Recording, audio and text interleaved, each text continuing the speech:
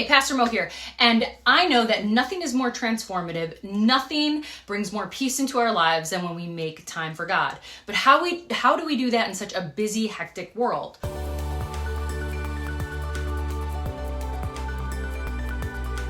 Let me share with you some traps that I've learned to avoid moving forward, and I still continue to practice. So trap number one is having a grossly distorted concept of how much time things take, right? So we book all these things. Oh yeah, there's a little bit of time here and there. But what I don't often take into account is one, drive time, back and forth travel, or the time it takes to just decompress from something, regardless of what it is, whether it's time in a meeting or time with your kids, maybe it's working out, whatever.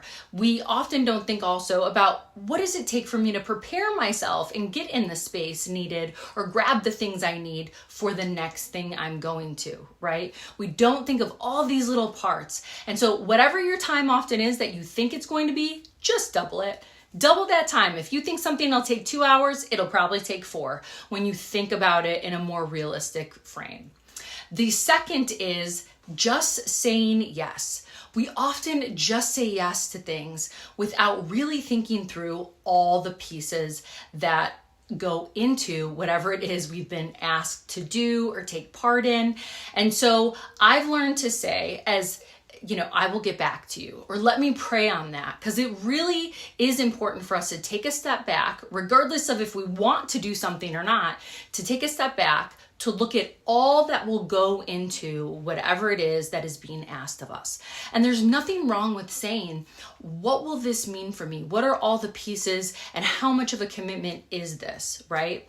And so whether it's drive time, whether it's getting a new outfit, whether it's, making sure you have the right equipment, whatever it is, there are so many parts and pieces that go into things when we say yes. And so often we just overlook all those things. And then we end up getting resentful or frustrated with ourselves, even when we book things months out, because we had forgotten all the pieces that go with the planning of what those things are. And so the third and the last is for us to not get this concept of success that is so within our culture that bigger is better or more is better. Bigger is not better. We see Jesus all the time. He's retreating, he's going to be alone, and then he's going out and giving. There's something really powerful and needed about rest. God says we need to rest for a full day. And so often we don't give that Sabbath or full day. And so creating moments of rest, even throughout our day, whether it's stepping away for 15 minutes just to take some deep breaths, to talk to God, to read a small 5-minute devotional, whatever it is, go on a walk.